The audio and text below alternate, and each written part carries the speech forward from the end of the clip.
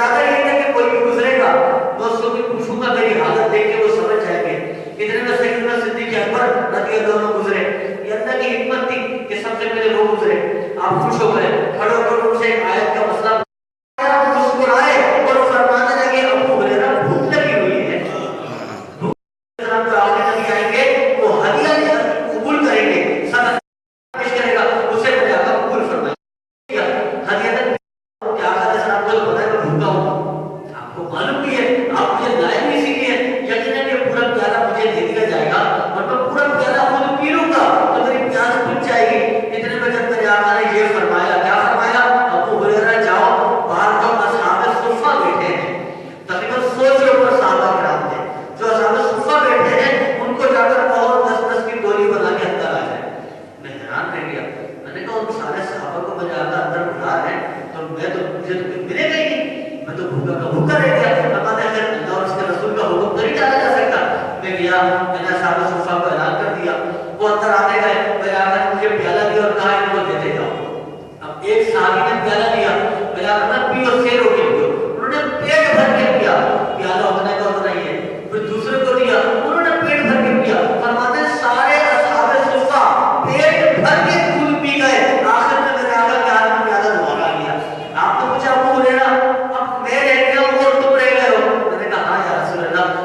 آقا نے مجھے پیالہ دے دیا، لو اب تم پیو.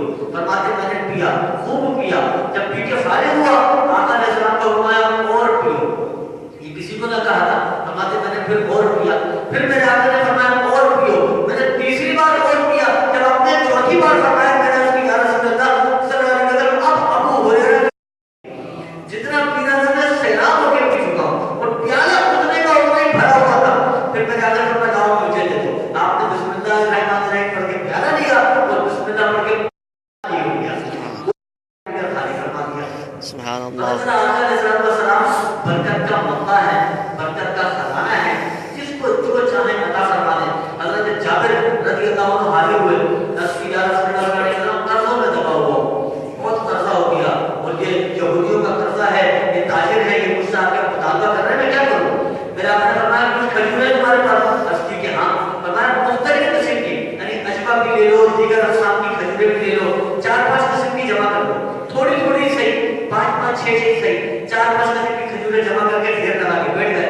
اب میرے آقا علیہ السلام نے ان کو اپنا ایسے دستے شفقت رکھ دیا، ان کھجوروں پہ ایسے ہاتھ رکھ دیا. آپ نے کہا ہے جابر اب ان کو تول کر جس کو جتنا دینا ہے دیتے جاؤ. اتنی سی کھجوریں ہیں. فرماتے میں ترازو لے کے بیٹھ کے اب میں تول کے دے رہا ہوں. کسی کو 5 کلو دینا تھا 5 کلو دیا، کسی کو 1 من دینا تھا 1 من دیا. جتنی دینی تھی شدید پریشانی کی حالت میں پریشانی کیا ہو گئی تو بوڑھے بھی بیچارے پریشان ہونے لگے اور پہلے قافلہ مشکل آ جاتی ہے، نظر نہیں آ رہا، ڈیلے اچانک سوار ہے. جیسی وہ سواری قریب آتی ہے پورے قافلے والے نعرے لگا دیتے ہیں. وہ میرے آقا کریم علیہ السلام کی نعت آ رہی ہوتی ہے. آقا علیہ السلام جب وفا ہوتے ہیں سب دیکھتے ہیں یا رسول اللہ یا رسول اللہ، بہت جاتے ہیں وہاں عرض کرتے ہیں یا رسول اللہ پانی نہیں دے. میرے آقا فرماتے ہیں گھبراؤ نہیں. اب میرے آقا علیہ السلام اس طرف سے آئے ہیں، قافلے والے یہاں ہیں، ادھر پورے ٹیلے ہیں. آپ فرماتے ہیں وہ سامنے ٹیلا نظر آ رہا ہے، اس ٹیلے کے پیچھے ایک حبشی ہے، حبشی جو اپنے کندھے پر مشکیزہ رکھ کر ایک سواری پر سوار ہے اور اپنے آقا کے لیے دور گاؤں سے پانی لے کر جا رہا ہے. ابھی میرے آقا کی نگاہیں مصطفیٰ علیہ السلام کا والے مطلب پانی لے کے جا رہا ہے. جاؤ چند اشکال دوڑا دو اور جا کر اس حبشی کو لے کر آ جائے. چند صحابہ دوڑ کے چلے جاتے ہیں.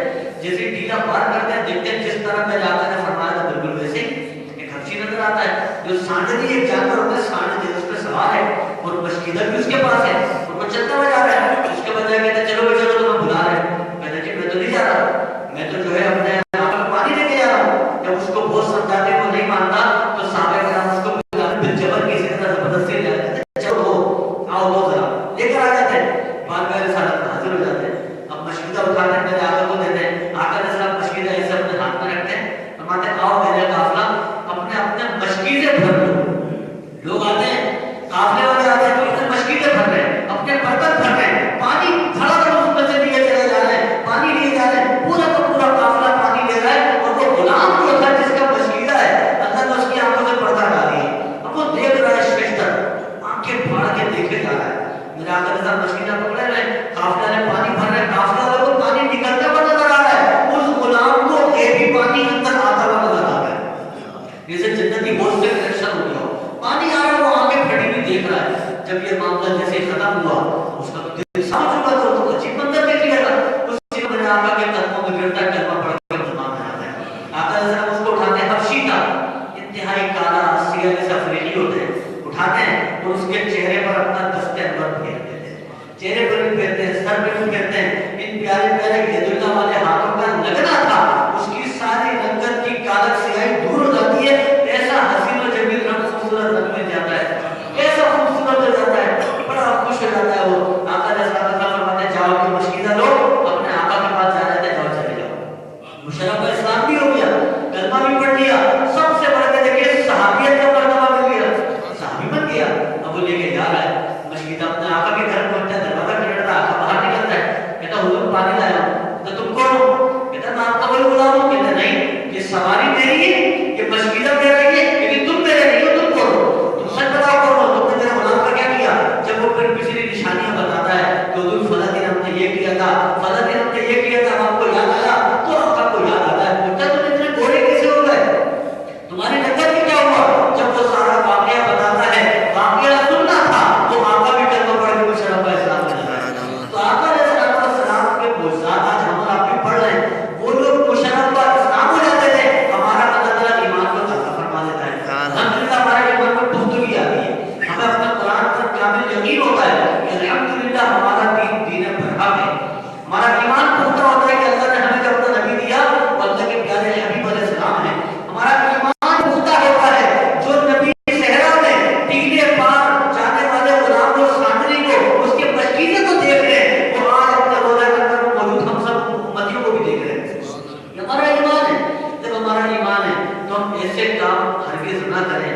جس کو دیکھ کر ہمارے آپ کا رنجیدہ ہو جائے. اگر ایک استاد ہوتا ہے وہ اپنے شاگردوں کو کچھ غلط کرتے دیکھ لے اسے دکھ ہوتا ہے. ایک شخص جس پہ اعتماد ہو, کسی دوست پہ اعتماد ہو, آج کل کیمروں کا دور ہے, جگہ جگہ کیمرے لگے ہیں, دوست کو پتہ نہیں ہے کیمرے لگے, وہ اپنے دوست جس کے گھر میں آیا ہے اس کے اعتماد کو ٹھیس پہنچا رہا ہے. کوئی بھی غلط کام کر رہا ہے, کوئی چیز اٹھا رہا ہے, کوئی چیز چرا رہا ہے, اس کی مرضی کے خلاف, اس کی منشا کے خلاف کام کر رہا ہے. اب وہ جب دوست نے دیکھا, بتائیے اس کے دل کو کتنی ٹھیس پہنچے, دکھ ہوتا ہے یا نہیں ہوتا کہ میں نے اس پہ اتنا اعتماد کیا کہ میرے اعتماد کو ٹھیس پہنچا رہا ہے, تو دکھ ہوتا ہے. آقا علیہ السلام اللہ تبارک و تعالیٰ کی دی ہوئی طاقت سے, اللہ والے, اللہ کے تمام نیک بندے اللہ کی دی ہوئی طاقت سے, یاد رکھیں ان کیمروں کے محتاج نہیں ہیں. یہ ایک نقطہ آپ کے گوش گزار کر دوں, جتنے بھی انبیاء کرام تشریف لائے, جس قوم میں بھی آئے, معجزہ عطا کیا گیا.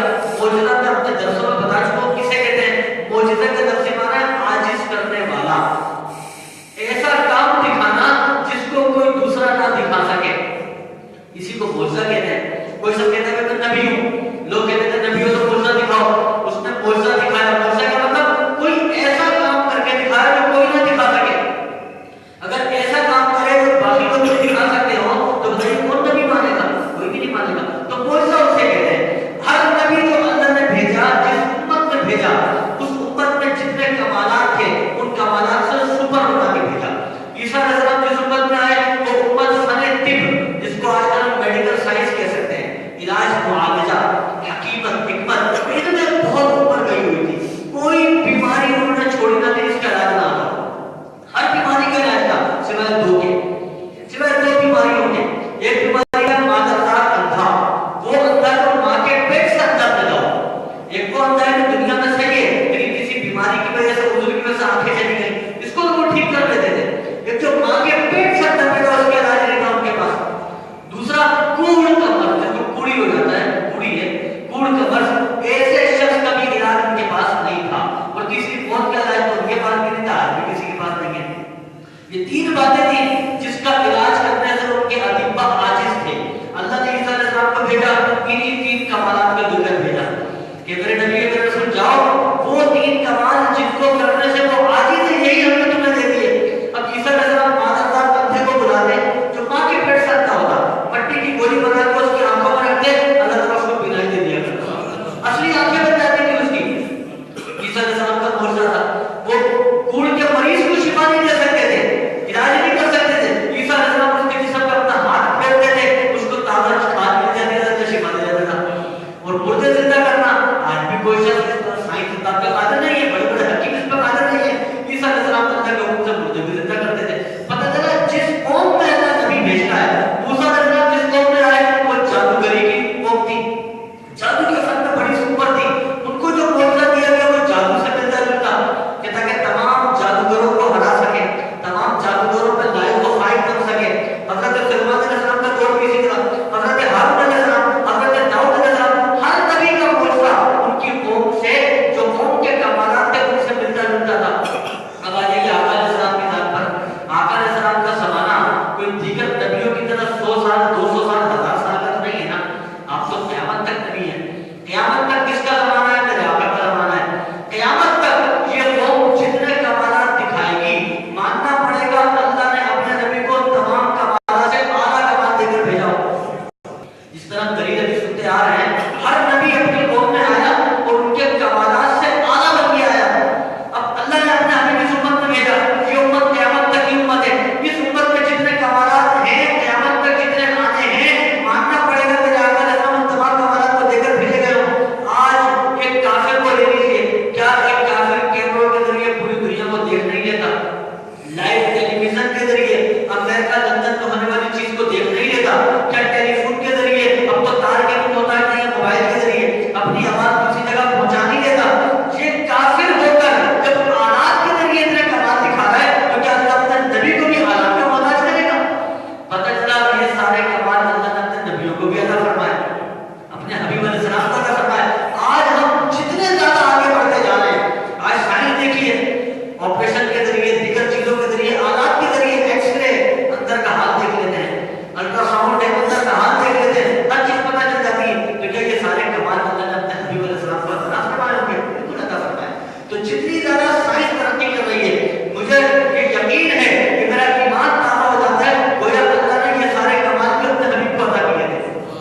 اسی لیے صحابہ کرام فرماتے تھے کہ آقا کریم علیہ السلام کوئی معجزہ نہ بھی دکھائیں، آپ کا خالی وجود مسعود، آپ کا چہرہ اندر ہمارے لیے کافی ہوتا تھا۔